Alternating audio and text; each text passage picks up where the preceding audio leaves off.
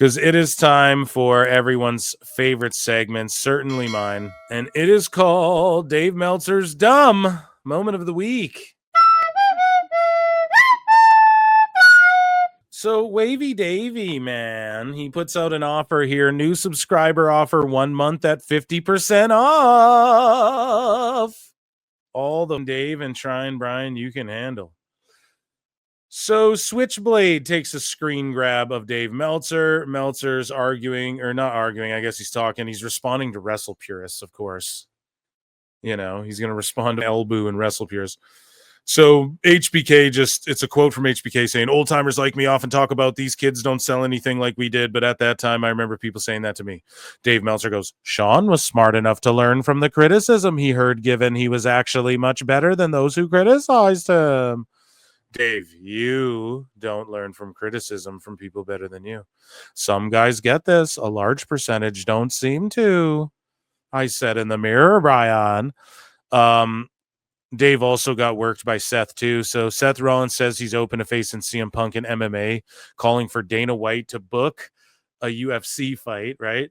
And then Meltzer goes, actually, pro wrestlers without strong kickboxing backgrounds or college wrestling experience should not talk fighting in UFC. It's like, yeah, dude, but against Punk. Should not talk fighting, but you mean Seth versus Punk? Seth's not saying, I'm going to go fight Colby Covington or like, I want to go fight Islam Makhachev, dude. Like, no, he's not doing that, right? It's just super funny. It's very cute. He's very cute the way. I'm surprised he didn't say like, if you don't train UFC, then you shouldn't try and go. Like, that's how it just comes across to me. I don't know, just his vernacular. But yeah, he's just getting worked by pro wrestlers as usual. So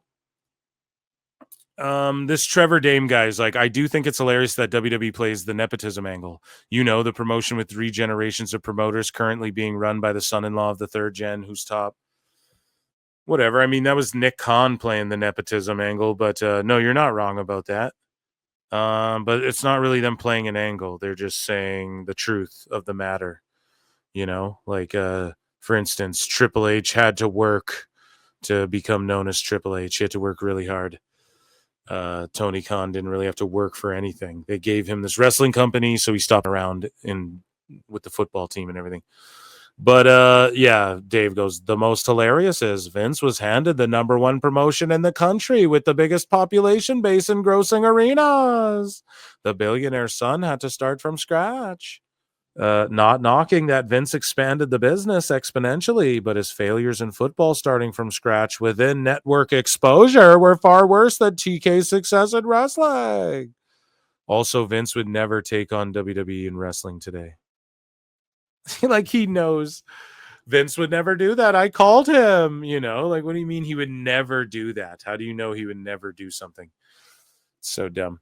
Ospreay now has 55. He has 55 plus star matches from Dave Meltzer, with his match against Konosuke from Dynamite being given 5.5. Ospreay has over 55 stars.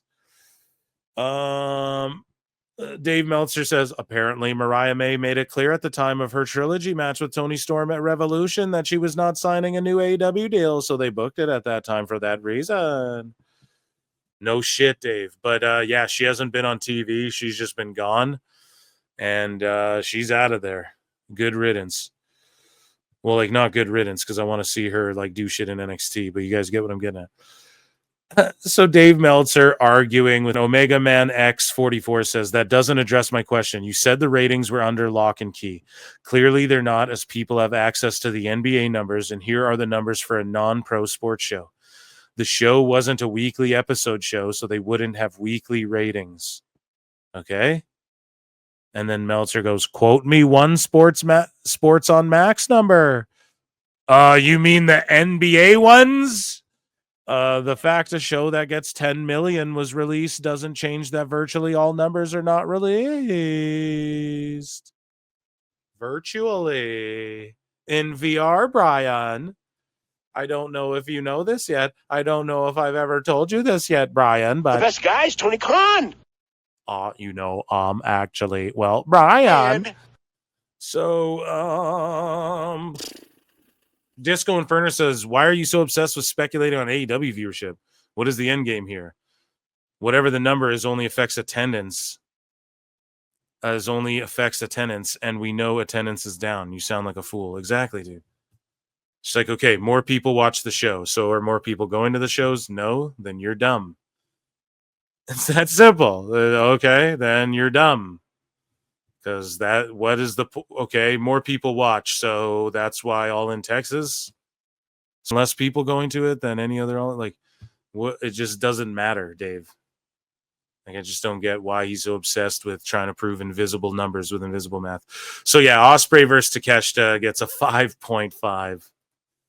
He just Abaddon responds to someone who says this here. So Dave Meltzer goes, AEW is reportedly planning on letting Abaddon and Nick Camarado's contracts expire. And then Abaddon goes, man, I can't wait to make my own announcement. And it's like, yeah, Dave, quit just because Tony texts you this, stop blowing up their spots, up everyone else's shit, because you're a stupid stooge and you only get relayed information from AEW. So Switchblade says, what they never tell you is that 50% of the company was owned by Monsoon, Scaland, and Zacco, who would have zero reason to sell him the company at a discount. Only Vince Sr.'s half was sold at a discount. WWE was valued at $1.6 million, and Vince got it for $1 million. Do you guys not understand that too? So when Rob Jackson tags Bischoff and goes, can we get your hot take on this? Is Dave correct in saying Vince was handed his success? Meltzer goes, I never said that. I did say he got a sweetheart deal to own the most successful wrestling company and have a base. He worked his ass off for his business success. And that's what Switchblade breaks down here. He only owned half the shit. That's why he had to pay the shit back, or the ownership goes back to who? He bought his dad's out, but Gorilla would own it and shit. You guys get it? Like, it would have just went back if he missed one payment. His dad gets all the shit back and Monsoon owns their portion and shit. That's what Dave never talks about, man. So Dave claims WWF were doing $10 million in revenue in 82. So at a sale price of $1 million, Vince got the company at 10% of revenue in 82. In 80, ExxonMobil. So he's using own Dave's shit to karate kick him in the nuts. ExxonMobil, the largest revenue grossing company in the world, was valued at 40% of revenue. Look how Switchblade does this math, guys. Oh, you're an obsessed freak. Why do you care? To correct the record books, because we've had this asshole lying since the 80s, and you're just mad because you gave him $15. Switchblade saying, based on the value of Monsoon and Co.'s share relinquished to Capital Wrestling Corporation, fair value for WWF in 82 would have likely been $1.6 million, which is 16% of revenue. Vince Jr. got roughly a 75% discount in Vince Sr.'s 50% share of the company, and an extremely favorable payment plan, which allowed him to get the company with $250K paid down and the rest in installments. However, there's zero reason to believe that he got any kind of discount on Monsoon and Co. share. There's zero motive for them to have given him any discount. Modern day company valuations are highly inflated, so it sounds like pennies on the dollar without an 80s context. And this whole robbing Peter to pay Paul thing is an extremely common method of purchasing a business. Pay X% up front and then pay off the rest in installments using company revenue over a certain period of time. So there you go, Dave. Like, you can't even lick off a tweet that intelligible. You're just like, read my books I made up, and you're dumb. So Randy Orton is still planned for a match at WrestleMania. So this is before Mania, following the announcement of Kevin Owens. And yeah, Observer just said it's to be determined, which we knew, because that's, if you watch the show, you know that. So Dave Meltzer responds to No DQ here, and No DQ tweets out, Triple H calls out internet wrestling websites that ruin surprises for WWE fans. Meltzer goes, as long as you're consistent, the point of view is valid. Problem is, does WWE itself go on social media and post things from NXT and SmackDown every single week before it airs in 20+% of the country, thus spoiling it for a larger percent of its own audience than everyone else put together? When you live in CT, you don't think California, but you do it yourself constantly. No, Dave, he's talking about the stuff that they don't show on the show. You moron. What a literal dumb loser. And Dave's also going to defend. Hey, Dave, apologize to me, because you're also going to defend this, right? You're also going to defend what you're saying here or come up with this stupid analogy. Like, yes, something happens on the show, then they tweet it out. That's not the same as like Rusev signed and is whatever. Not that you even get news like that, but the thing is that you do that to AEW all the time. You ruin AEW shit all the time. Abaddon just called you out. Why are you stooging her? Like, that's not on the show. That's nowhere to be tweeted out that she's leaving or whatever. But anyways, Dave Meltzer goes, as long as you're consistent, you're not consistent.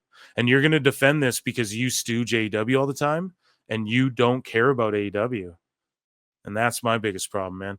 Dave Meltzer has heard, this is what I tweeted out. Dave Meltzer has heard AEW the worst with the spoilers and eagerness to stooges text between him and TK to add context to some of the stories on the shows that nobody understands. He stooged Danielson and Edge, so of course he'll defend this. It's the only thing he has left. Or maybe The Rock will lie and say you're right. Maybe that'll get you over again.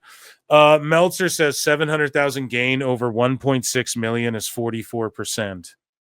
What are they arguing about here? So he's arguing with Raj again. So Meltzer goes, actually, WWE claimed a 44% increase on main event, and that's a network broadcast, not a cable broadcast. The 10% for the Super Bowl is also a network telecast that draws an older audience, as opposed to TBS TNT, that among 18 to 49 viewers only hits 38.5%.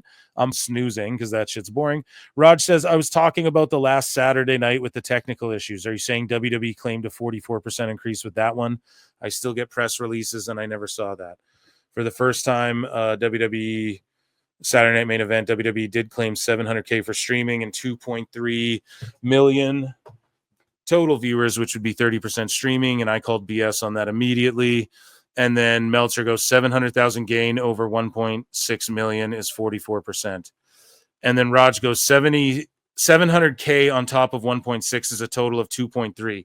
700K of 2.3 is 30.4%. What the are these guys rambling about? No. He goes, you're skipping the actual point for semantics. This is what we're getting to, how Dave will play semantics, okay? So feel free to respond to the actual point if you'd like. If the NBA had been averaging 1.4 on TNT and Feb, and the Bethel article says they've been averaging 1.7 to 2 M on Max, that means as much as 59% of the audience is on Max. Does that not sound like complete horseshit to you? And if it does, how can you keep citing that article? Boom.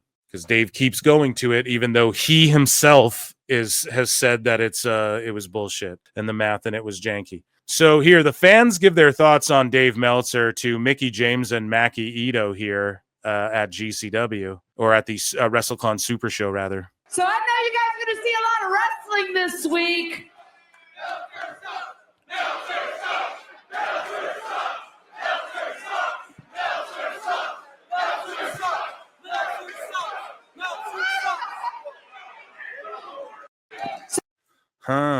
There you go. We need that for the soundboard. Meltzer sucks. Meltzer sucks. Even Dynamite Dave is saying he can't get through Collision anymore. So maybe he is cooking here. Maybe Dave's cooking lately, but everybody wakes up eventually. Collision's like a miss. If I miss it, I'm not crying about it, but I always eventually will throw it on just for context. I'm an Uber Mark. What can I say? It's like if I miss an NXT, because I'm busy, I got to watch it. Like I can't go on a full week without watching it, I feel like, especially like, what I watched of Collision, because I didn't watch all of it. It does feel like there's a direction. It does feel like the momentum is better. It's not, it's still not where I would, like it to be. I don't know that it can get there, with WWE being as strong as it is, but it's doing better. So, I mean, that's like... It's doing better from the part that I don't finish watching. It's doing better. How's it doing better if you didn't watch it all? So Meltzer goes streaming views and how Nielsen charts viewers are entirely different. Explain in April 7th story and multiple other times. And then Raj Giri says, yep, which is why I wrote streaming views. Streaming views is minutes viewed divided by runtime. If you think the NBA on average is doing 1.7 million to 2 million views during the regular season using that metric, then I have a bag of magic beans to sell you. I'm cooking them, bro. Here, this is amazing. Whoever made this, Ashley Kulkuhoun, made us some titles here. Round of applause for these guys. I Glorious. We need to hand these out. We need to crown these at the end of the year for Meltzer's biggest L. You know what I mean? So Meltzer said what here? Yeah, we got to keep that in there. Meltzer said what is responding to someone who, Brian Gewirtz, who says 0 for 2. And this was back March 8th. And so when was this? Yeah, this is a long ass time ago. I think we already covered this, and this was just trapped in here. Oh, no. Sorry. Meltzer said what quote tweeted himself and says, been worked on for a long time. Yeah, just laughing at Meltzer. So the AAA sale happens, and then Meltzer's like, oh, this is not out of nowhere. Been worked on for a long time. It's like, yeah, you heard it first on PWT, bitch. You know, if Dave didn't fear flutes and fear facts and fear the Wagyu beef business, he'd be here and know that I let everybody. I was like, hey, this could be a thing. Even before that guy tweeted under sap shit. So all I'm saying is, Meltzer, don't fear the flutes, man. And then Alfred Konuwa roasting Meltzer. So Meltzer's like, Bianca versus Sky versus Ripley is up next. This was on, and then he deleted it. This was on night 1 of Mania. Meltzer tweeted out that this match that wasn't on the show, that was on the other night or whatever, like, this match is up next. And everyone cooked him. He deleted it. But Alfred Konuwa was like, this same man will spend 25 minutes on Observer Radio complaining about WWE using inaccurate numbers for WrestleMania attendance. Exactly. And Dave will be like, if you studied, if you learn, if you analyze, if you read the 80 million words I've written.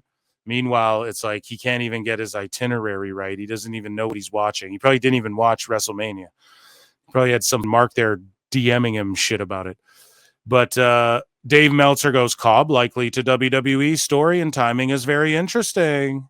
Why is it very interesting? Because Nuge is getting scooped. So Meltzer on Jeff Cobb and The Rock, he says, well, there is no confirmation of the two things were related, given that they happened within several hours of each other, and there was very clearly the idea of secret message being sent. They could easily be related. So we have to hit an X-Files for conspiracy. Dave Alex Jones Meltzer here. But maybe they could be connected. Honestly, like, I just think people jumping off the ship and getting out of New Japan is all in relation to potentially TKO and WWE getting involved with New Japan. It wouldn't shock me whatsoever. And also Jeff Cobb has to jump at that opportunity. And then Dave is talking about there's a lot of stuff when it comes to TNA now. Okay, it's believed by those close to the situation that WWE will end up owning TNA while blocking AEW from international TV deals. Yeah, they might do that. I could see them owning it eventually, but also maybe not just TNA. I could see Endeavor like absorbing Anthem or something like that.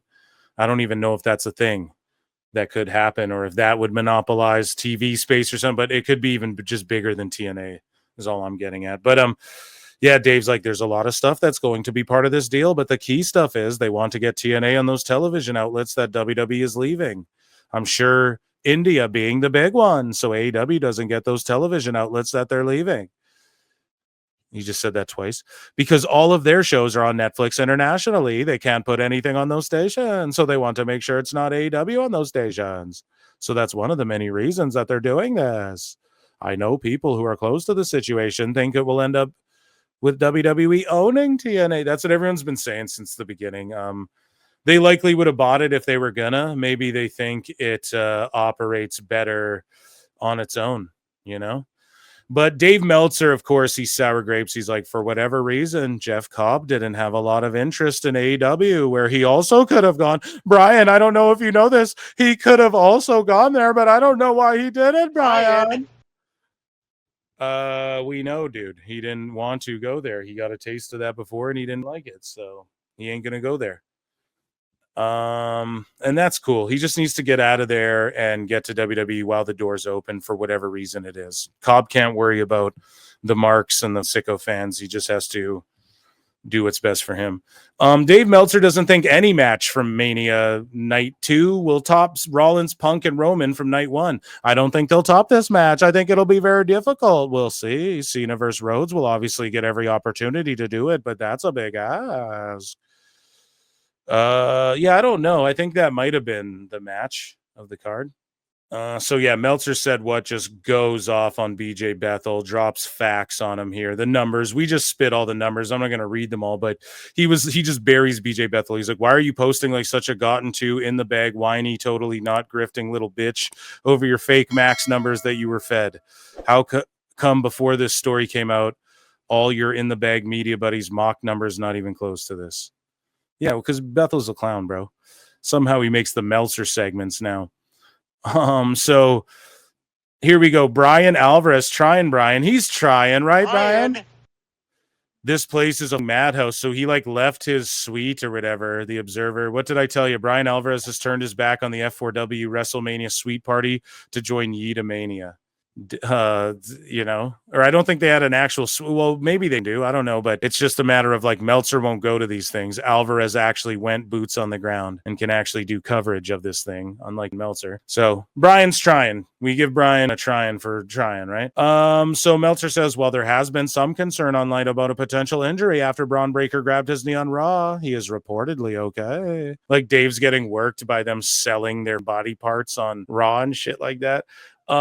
Here's really a really quick clip of Seth Rollins cooking Meltzer. Is the star ratings, because they're completely arbitrary. They're completely arbitrary. They're not even based on real statistics. It's just one guy watching the match going, whoa, two the best guys, Tony Khan. stars, 3.5 stars. Like, what are we talking about? At least yeah, dude, that's a Triple H guy right there. Just all these people, I broke this down already. So, you know, just people like Meltzer had every detail on the story from Rock pulling out of the Cody match to wanting Cody to turn heel, and everyone called him a fraud. He is a fraud. I just wrote a broken clock's right twice a day. I thought you all thought the Rock was completely full of shit, though, but on this, you're taking him at his word. The Rock himself literally said Dave was full of shit and a fraud then, so what changed now? Just Marks love getting worked, because that's all it is. Like Rock is just working people right now. You know, Meltzer did a 0.16 on ESPN2 in response to what? NCAA hockey championships, college hockey draws like that. So 0.16.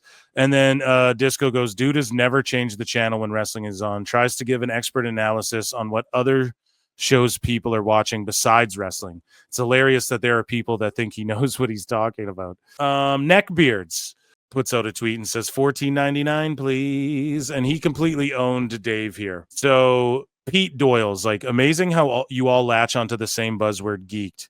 Show me not one of you has stepped back and looked at this from any other perspective but Dave's, and it's just WWE hate. And then Meltzer goes, wrestling has been around for more than 100 years. Show me one example of a significant company's world champion losing a 3-minute squash to a non-champion of another company. No other promotion in history would have allowed that. So that's the non-TNA opinion in 100 years of wrestling of such a thing, Brian. And yeah, man, this match was, I mean, here, you just pull it up, dude. Taz fought Mike Awesome in like it wasn't that long of a match. It was like a 5-minute match or something. Also, I'm pretty sure Triple H and Taz fought for the title, didn't they, as well? And like that match might have been longer, but like, yeah, dude, he got completely shitted on. I mean, I don't know what Dave's trying to do here.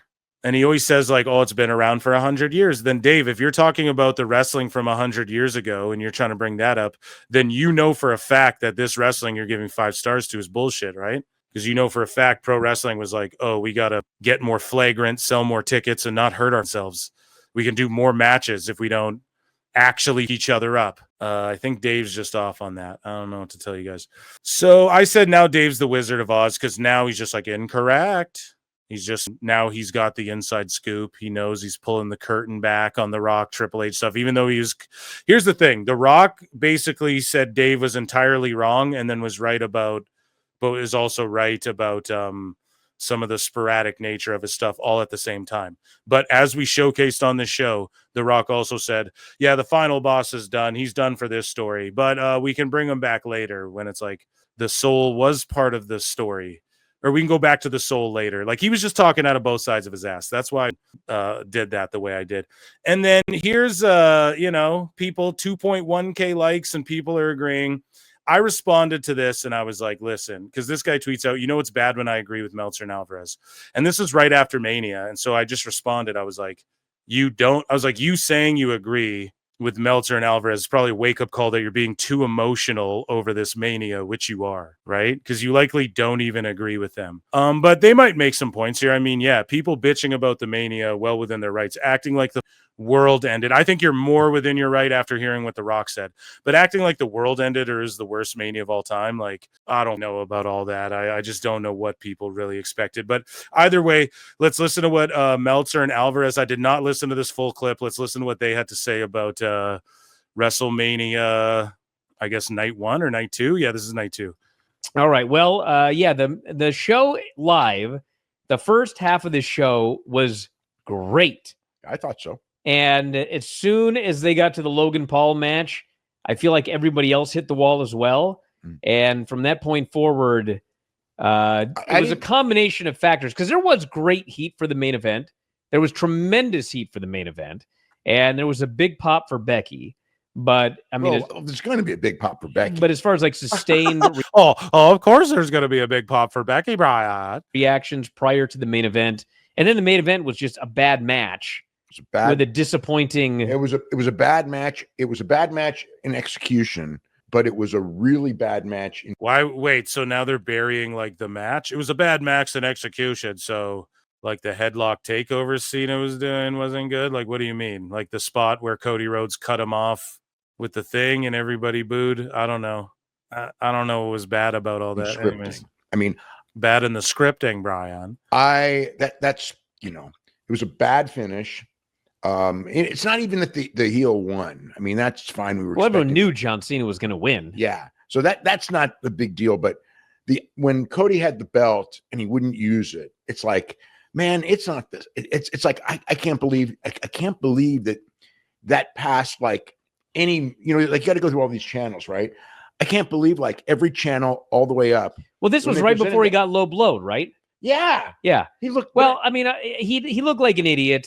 And they've been protecting this guy for 3 years. I realize that as a babyface, and then they put him in a position where he looks like a babyface that you could never get behind. Well, what I'm going to say is, I'm wondering. I don't know about that either. That you can never get behind. I don't know, dude. Everybody's acting so dramatic. You threw away 3 years. It's like, no. The whole thing is that if you corrupt, Cody is refusing to like corrupt himself. And that's with everybody almost so far. So even with the Brock Lesnar thing, like Brock was trying to push him and he like bloodied Brock up in the buckle, but it was kind of like Brock who was, I guess Cody did rip that pad off or whatever from the German, but it was kind of like, it's like the Daredevil. You guys watching Daredevil? It's like there comes a point where Murdoch is just like, I'll literally just start killing people.